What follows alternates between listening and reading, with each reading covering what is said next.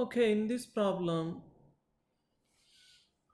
see, I wrote the table for the sum of the numbers and the number of ways it can happen when you roll two dice. The sum 3 can happen in two ways, like that. We know all the story. So, throwing a 7, the probability of throwing a 7 is 6 by 36. Throwing a 7, 6 by 36 means 1 by 6. Throwing 7. And throwing a 4, that will be 4 by 36 means 1 by 9. So not throwing a 7 means a losing in one trial. It will be 5 by 6. That is a losing one trial. Losing in a trial. Similarly, B losing in a trial is 8 by 9. That is B losing in a trial. Now, I want you to observe that we want in the nth row of the game one of the dice to show 3. Okay, so whether A wins or B wins, we want in the last row one of the dice showing a 3. You see, for A, so it can be like either 3 4 or 4 3 we want, because A wins by throwing a sum of 7, and we want one of the dice to show a 3 means we want like this for A to happen. So the probability of A winning in a trial throwing at least one 3, I mean you can have actually exactly one 3, is 2 by 36, that is 1 by 18. Similarly, for B to win, it is he has to throw a sum of 5 means either it is 2 3 or 3 2. So for him also the probability of getting a sum of 5 in the last row with 1 3 is 1 by 18 again. Now under this scenario, let us see the probabilities of A winning the game and B winning the game. So P of A. So A may win in his first throw, but we want him to win by getting one of these. So it is 1 by 18. Now if A loses, then it is B's turn. But observe that the game will be over if A throws 7. Okay, so now B got a chance means A did not throw 7. A did not throw 7. For that probability we already said is 5 by 6. Now we want B to win by throwing something like this. So for that probability is again 1 by 18. Or now it is A's turn. A got second turn means A did not throw 7 in the first turn. Now B did not throw a sum of 5 in his first turn. Now for B losing a trial, that is not throwing a 5, is 8 by 9. Now we want A to win throwing something like this. For that probability is 1 by 18. Now it is B, so it will be A failing in his first and then B failing in his first and then A failing in his second. Now we want B to win by throwing something like this. So the story continues. So now we know. Let us sum these infinite GPs. For the first one, A by 1 minus R, that is 5 by 6 into 8 by 9 you'll get, and for this you'll get A by 1 minus R, which is again 5 by 6 into 8 by 9. So we have it as 9 into 6 by 18 into, after taking LCM in the denominator, that will be 14. So this is 9 twos here, 2 threes I am getting, and here I get it as 5 into 9 into 6 by 6 into 18 into 14. So we are getting 9 twos. So this will be, I am having it as 5 by 28. So obviously P of A plus P of B is nothing but P by Q he called, which we are getting it as this plus this gives us, this is 6 by 28, so we are getting 11 by 28. Now this only is P by Q. Therefore you can see that P plus Q is nothing but 39. Let's go to next problem. So we know that, you see, let us take this expansion x plus y plus z whole power 8. We know that when we expand this one, it's going to be a homogeneous expression of degree 8. Every term is going to be homogeneous one. So every term, it is going to be like x power r, y power p, z power q you'll get, where r plus p plus q is going to be all the time 8. And the coefficient is going to be 8 factorial by r factorial into p factorial into q factorial, which we have already seen in intermediate textbook itself. So let us take this one over here. If I take this one, because I am looking for rational terms, now you have to distribute a sum of 8, that is r plus p plus q should be 8, such that it comes out like this. This is x, this is y, this is z, you see, and such that after you give these powers, all the three should become rationals.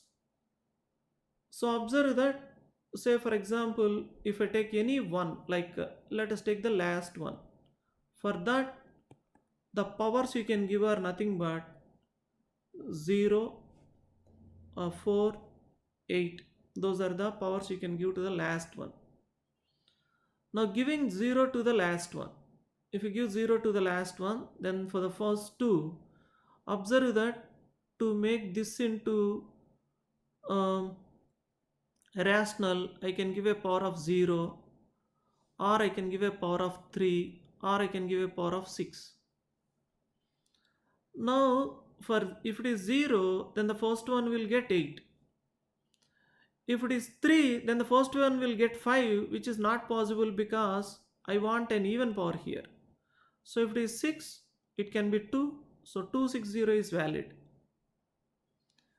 And for the last one, if I give 4, the remaining 4 I have to distribute here. You can see that if I give 3 here, then I cannot give anything, the 1 I cannot give there. So I can give a 0 here and a 4 in the first place. So 404 is a valid one. So I see that with 4 here only, this is possible, 404. Now if I give 8 in the last place, I should give 0 and 0 there. Okay. That's all. These are the only possibilities where you can have all the three going to be like this. If you see, each factor is going to be rational. Now you want sum of all rational terms. So the first one is going to be, the coefficient for each one is going to be like this. So for the first one, the coefficient will be 1. So it is x power 8, that is 3 power 4 you get, into the remaining two are 1 and 1.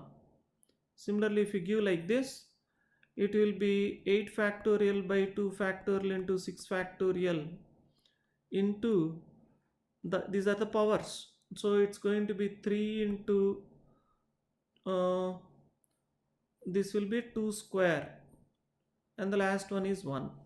So if it is like this, it is going to be 8 factorial by 4 factorial into 4 factorial into the first one, it is going to be root 3 power 4 means 3 square into 1 into the last one is 5. And coming to the last one, This is going to be 8 factorial by 8 factorial into root 3 power 0 into 2 power 1 by 3 whole power 0 into 5 square you'll get. So you sum all these numbers to get your answer. Let's go to next problem. Okay, in this problem I have sin inverse x plus sin inverse y is equal to pi minus sin inverse z I have. So I apply sin on both the sides. I'll get sin a cos b plus cos a sin b is equal to z I have.